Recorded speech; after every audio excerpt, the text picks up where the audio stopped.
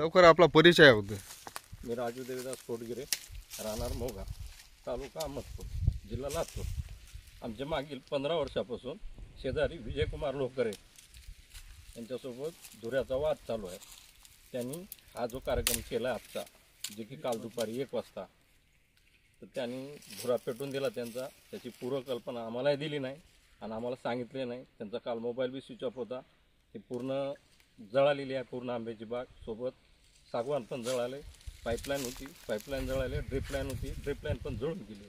आणि आजपर्यंत त्या व्यक्तीनं माझ्याशी संपर्क केलेला नाही. कसं जळाले, का जळाले, का केलं, जाणून बुजून केलं का चुकून केलं, त्याच्याशी त्यांनी कुठलाही संपर्क आत्तापर्यंत केलेला नाही. यावेळेपर्यंत त्याची माझी समोरासमोर भेट होऊन सुद्धा तो माणूस मला बोललेला नाही. तसाच गपचूप गाडीवर निघून गेला. आज माझं 15 वर्षाचं इथून पुढं नुकसान झालं आहे. तर त्यामुळं याची आर्थिक नुकसान तर मला भेटलंच पाहिजे आणि ह्याच्यावर योग्य ती कारवाई झाली पाहिजे. आम्ही आमच्या लहान मुलासारखं ह्या झाडांना वाढवले. आज त्याची काय परिस्थिती आहे तुम्हाला समोर दिसू शकते. असे एकूण तुमचे आंबे झाडे किती होती? 120 झाडं आहेत, सागाचे 70-80 आहेत.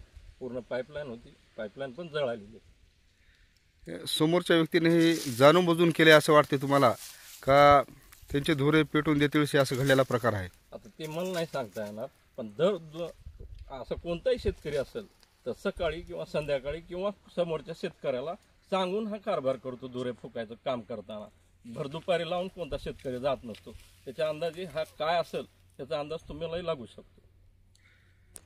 एकूण किती रुपयाची हानी झाली तुमच्या सगळ्याची? आता हानी म्हणजे ही भरून न येणारी हानी आहे. कायमस्वरूपी झाडं गेलेत. आता इथून 15-20 वर्ष किती आयुष्य आहे त्याचं मलाही माहिती नव्हतं. आजचं नुकसान तुम्हालाही दिसतंय. मोर आलेला आहे, आंबे लागलेले, या सगळ्या गोष्टीचा तुम्ही विचार करू शकता. तर ह्याचा पैशामध्ये ह्या गोष्टी नुकसान म्हणजे मोजू शकत नाही माणूस. अंदाजे शासनाकडे तुम्ही किती रुपयाची मागणी करणार? असं मी म्हणतोय ना तुम्हाला की 15 वर्षाचा हिशोब आहे. आज 15 वर्षाची झाड आहे ती. 15 वर्षानंतर काय आणखी किती वर्ष आयुष्य आहे त्याच्या हिशोबात? त्याचं आयुष्य संपलं आता. आज किती वर्ष जगणारे पुढं मला तर कळणार आहे का त्याचं? पण दरवर्षी लाख रुपयाचे आंबे होते. त्या हिशोबानं पुढचं काय त्याचं आयुष्य पकडू शकता तुम्ही बघा आणि मला सांगा. सकाळी लागली होती का? 1 वाजता झालेली घटना. इथं कोण होतं त्यावेळेस? कोणीच नव्हतं, आम्ही तर नव्हतोच. मग आम्हाला इकडून तिकडून फोनवर निरोप भेटला. त्यामुळं अहमदपूरहून येऊन आम्ही विजवलो. विजेपर्यंत सगळं काही संपलेलं होतं. इथं दुसरं कोणी शेजारी वगैरे असतीलच की इथं? म्हणजे दुसरे आमचे मामा आहेत, फुलू मामा, जे की त्यांनी शेती करतात. त्यांनी स्वतः विजू लागले तिथं. त्यांचा मुलगा आहे बाळू, ते पण होता, त्यानं पण विजवला. त्यानंच फोन केला. त्याच्यामुळं आम्ही त्याला बोलून घेऊन ते विजवण्यासाठी प्रयत्न केले. आम्ही अहमदपूरहून येऊन सुद्धा विजवण्याचा प्रयत्न केला, पण तोपर्यंत काय राहिलंच नव्हतं शिल्लक. बोला ना, बोला तुम्ही. मामा तुम्ही काय सांगू शकता याच्यावर? तुम्ही ज्यावेळेस आग लागली त्यावेळेस तुम्ही इथंच होतो का दुसरीकडे कुठं? नाही, घरून विचारतो आम्ही. घरून तुम्हाला कसं कळालं इथं आग लागलेली? दूर बघता काय आपण हा, मग त्याला बोलून घेतला, तुम्ही काय चुकीदारी केली. तुम्ही आलो तेव्हा तो शेतकरी होता का इथं? घरी होता, घरून बोलून घेतला फोन करून. मग तरी काय म्हणला? काय म्हणलं भाऊ? रात्री तिकडे फुकून गेलतो म्हणला, कुठं राहून पेटला असेल म्हणला माघारी. असं तुम्हाला कोण म्हणलं? शेतकरी म्हणला, शेजारी. शेजारी. तुम्ही आग विझण्याचा प्रयत्न केलता का नाही तुम्ही ज्यावेळेस तुम्ही पाहिलं त्यावेळेस? बाहेर निघालं, बाहेर तो खाली जावलेला, खाली व्हायला वाटलं होतं, ते दिलं आम्ही. खाली जात होतो, आम्ही व्हिडिओ करून त्यांचं जळून खाक झालं. जळून खाक झालतो. अर्ध्या तासामध्ये सगळं जळून गेले. त्याच्यात किती वेळ लागणार? आंब्याची पानं होती खाली. आम्ही ऊसाचं पाचट टाकलं होतं आच्छादनासाठी, तर त्याला जळायला सोपंच होतं. त्यामुळे पूर्ण काम केलेलं आहे. हे वैयक्तिक त्रास आहे, काहीच नाही याच्यामध्ये. वैयक्तिक त्रास आहे. तुम्हाला ह्याच्याविषयी दुसरा काय त्रास आहे का त्यांच्याकडून? हो, कालव्यासाठी आहे. कालवा काढू देत नाही. हा सामायिक धुरा आहे. हे काढू द्यायला तयार नाही तो माणूस. आमचं 2-3 फूट रान त्याच्याकडे आहे आत्ता बी. त्याचं बी तुम्हाला बघायचं तर दाखवतो. कोणाला येड्याला बी कळते ते. सगळा गोंधळ आहे ह्याचा. ह्याची फक्त आर्थिक, मानसिक आणि शारीरिक सगळ्या बळाचा वापर करून त्यांनी आमच्यासोबत हा प्रकार करण्याचा प्रयत्न करत आहेत. ते बी जाणून बुजून. मागच्या 15 वर्षाची काय तक्रार पोलीस स्टेशनमध्ये दिली का? दिलीच नाही का? आता आमच्या पाठबळानुसार किंवा आमच्या पाठीमागे असलेला आमचं एक अल्पसंख्याक माणूस आहे. मी, माझं गावात एकच घर आहे. त्याच्या हिशोबानं हा त्रास चालू आहे मला. आणि आमच्या पाठीमागे कोणी नसल्यानं हा त्रास आम्ही मुद्दाम सहन केला 15 वर्ष झाला. पण आज आता ही परिस्थिती नाही आहे सहन करण्यासारखी.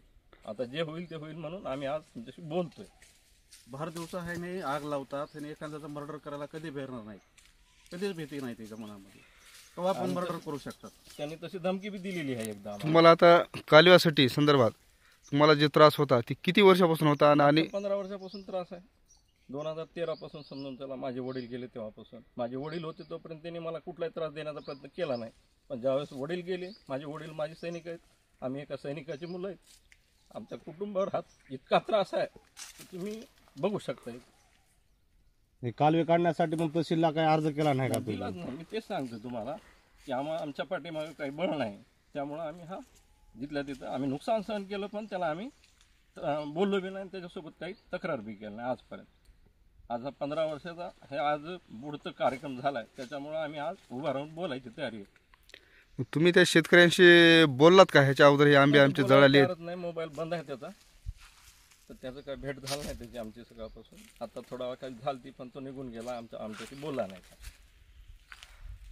तो शेतकरी तुम्हाला बोलायला आलाच नाही? नाही बिलकुल बी भेटला नाही. पण नाही, बोलला पण नाही, त्या विषयावर चर्चा बी नाही त्या माणसाची आमच्यासोबत. तुमचा आता इथून पुढचा पर्याय काय आहे? आता हे न्याय मागायचं आम्हाला, दुसरं काय. आम्ही फक्त न्याय मागणार आहे, दुसरं काय करणार आहे आम्ही. आमच्या हातात तर काय पाय. प्रशासनाला एवढीच आहे की विनंती की त्याने न्याय मिळवून द्यावा. आपल्याला नाही मिळत नसेल तर मी स्वतः आत्मदहन करीन इथं याच वावरामध्ये.